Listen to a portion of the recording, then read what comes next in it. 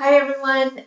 In today's video, I'm going to talk to you about the most common digestive complaint in the world of our time and something that we have all probably experienced at some point. Yes, I'm talking about constipation. Constipation is a clogging of your colon. It's when there is irregularity or really slow movement of the bowels, and it comes with a slew of other side effects: lower back pain, headaches, bad breath, gas, excessive gas, bloating, even mood swings. You might feel more irritable and grumpier when you're not having your bowel movements. So, definitely something we want to tackle. Another thing is, imagine the toxic wastes of your body. Your body is trying to push out remains in your system. The longer it stays in there, your body is reabsorbing some of those toxins that go back into your bloodstream and into the cells, and that begins that journey of disease. So it's something we want to tackle, and Ayurveda has a lot of tools and tricks that I'm going to share with you. A little bit of Ayurvedic perspective. You're going to get a lot of practical tips and tactics in this video. So, from the Ayurvedic perspective, the colon, the large intestine, is the seat of Vata dosha. Vata dosha is one of the three energetic functions that we see the universe through the Ayurvedic perspective. It is the principle of movement, a combination of the elements of air and space. And as I said, the colon is the seat of Vata dosha. So any imbalance in the colon indicates an imbalance of Vata dosha. And so my strategies and tips are going to be balancing and handling that excessive Vata.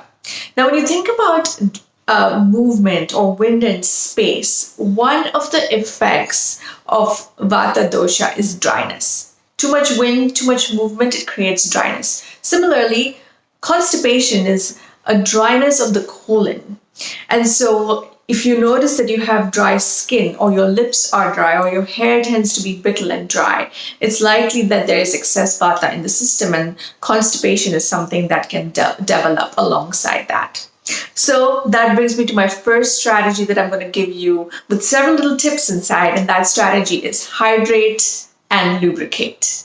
So as I said, we want to balance that dryness, and so we're hydrating. We're going to talk about drinking more water. That's the first tip. Drink more water.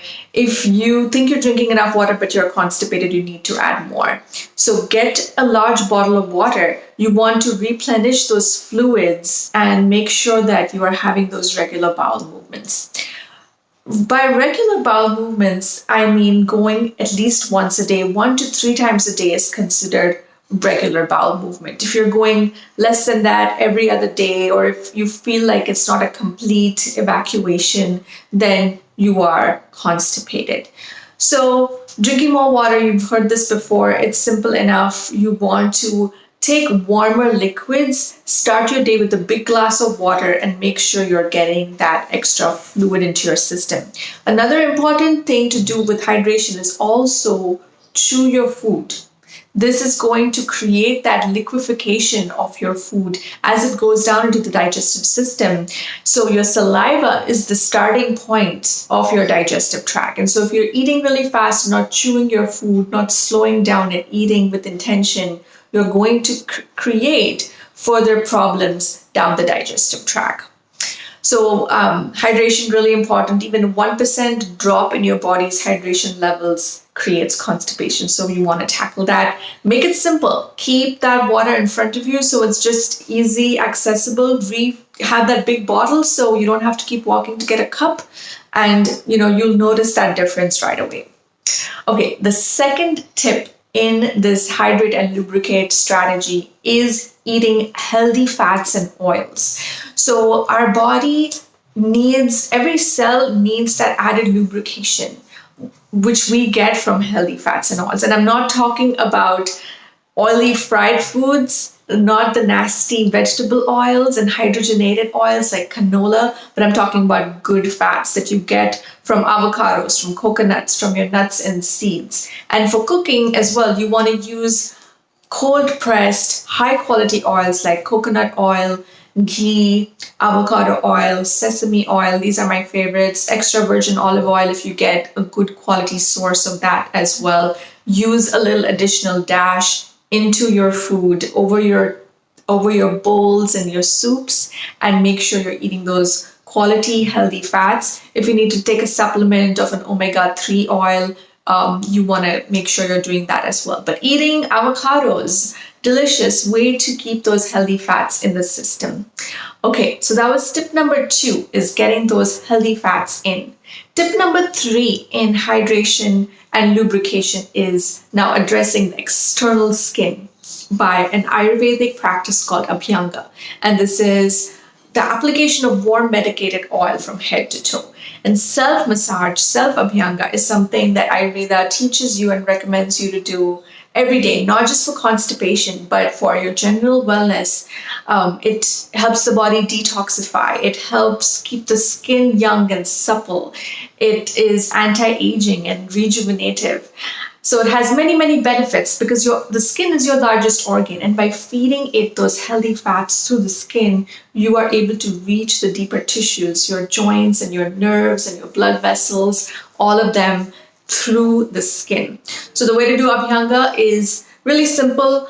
I'm not going to go too much into it, but you take a good quality base oil or an Ayurvedic Abhyanga oil for your dosha that you can get from a practitioner.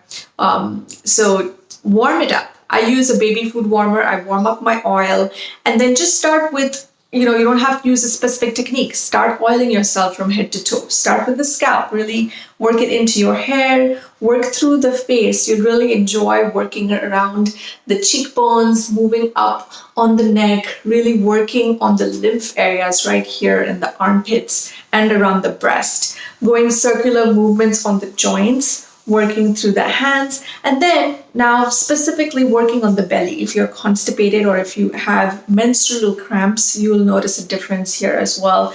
I want you to do clockwise movements in the direction of the colon and take the oil and rub it really deep into your system. You can also do this belly massage even without oil. If you're constipated and you are, just sitting and feeling bloated, while you're sitting at your desk, you can take a couple minutes and just massage. You don't want to do your massages right after eating your food, but pick 3 or 4 times during the day when you're working and just take that little break and move your belly. But with the oil, do that circular movement, work through the belly button, go as deep as you feel comfortable and just really connect and nourish with your core here. And then go back working through the hips, the lower back, really massaging these joints, and then work all the way down to your feet, giving your feet some love, your legs that take you and move you and get you the distance. And don't forget your hands and your fingertips as well. So again, a beautiful practice, the self-massage. I encourage you to try it and you'll notice a difference in every system. Your sleep will be better. It'll help you fight anxiety and stress, and it will help hydrate your system overall to see less of that dryness. Okay, so those were the tips within the strategy of hydrate and lubricate. My second strategy for you is movement. You're going to move the body and move your breath. We want to create that movement. So we move that colon as well. A lot of times there is a stoppage of the movement here because there's excessive activity right here. So we're thinking, we're anxious, our minds are moving, but our bodies aren't moving and our breath isn't moving. You notice that if if you have anxiety and you're thinking a lot, you're not breathing as much, you're not breathing as deep, and you're probably not moving your body. You're just sitting and frozen in thought. But we want to stop this movement right here and actually move the body and move the breath, and that'll help begin to move this process right here as well. So make sure you're getting that cardio, even if it's a brisk walk, doing sun salutations. Sedentary lifestyle is a big cause of constipation and all kinds of other health issues. So making that movement a priority. And the second part of the movement is your breath. Moving that breath, especially working deep into the abdominal muscles with your breath, with your inhalation and exhalation, pumping that belly, a few minutes, 2 or 3 times a day. You don't want to do this on an empty stomach. And, you can work with your practitioner or your yoga instructors to learn some breathing techniques. And we're going to make more videos about that as well. But learning to do that deeper abdominal breath, a little bit of intensity, creating that pumping effect. And it doesn't have to be that fast. It can be slower, deeper movement, but just really imagine creating that movement in your lower pelvic floor and through the intestinal tract. And you'll notice a difference. The breath is a really, really powerful tool to create this movement in all the channels of your body. Okay, so that was strategy number 2. Please make the time to move your body, move your breath, and you'll notice the difference in this entirely.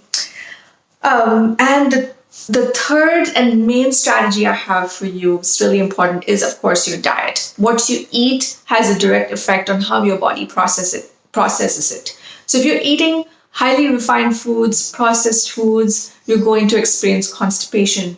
Today, most of us are severely deficient in fiber. Our diets lack healthy fiber. And that's because we're just reaching for that convenient food and not eating as much whole food as we can, whether it is through lentils and legumes and beans, fruit and vegetables. Cruciferous vegetables especially are really good in helping the body detox, but you do want to make sure you're cooking your vegetables and using spices like ginger and cumin and coriander and turmeric and all of these digestive spices to help your body digest and break them down.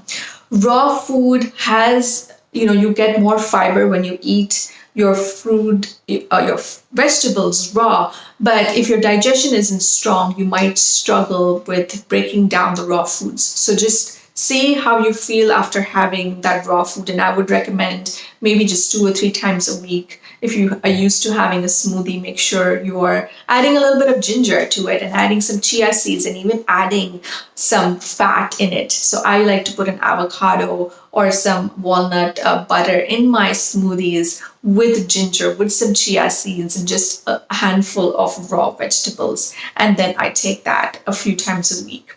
So see what works for you, but do pay attention to what you're eating because the diet is going to have a big role in helping you get rid of constipation. Ayurveda has a few other tips and tricks in its bag for dealing with constipation, many herbs and herbal formulations, Triphala being one of them, but I would recommend you work with a practitioner to help you decide what your dosage is and how long you need to take that if needed. I think that focusing on these lifestyle changes before resorting to herbs and supplements is a much more sustainable route. There's also a beautiful tool, a tool called herbal oil enemas, Sneha Basti, where we use a small quantity of oil as an enema to loosen and soften the colon and help purging those toxins. But again, you want to work with an Ayurvedic practitioner or a doctor to help you in learning that technique if needed. So I hope you found the tips and strategies in this video really helpful. We're going to have more videos. Leave a comment below. Let me know what worked for you best, and stay tuned for more videos coming soon. Thank you.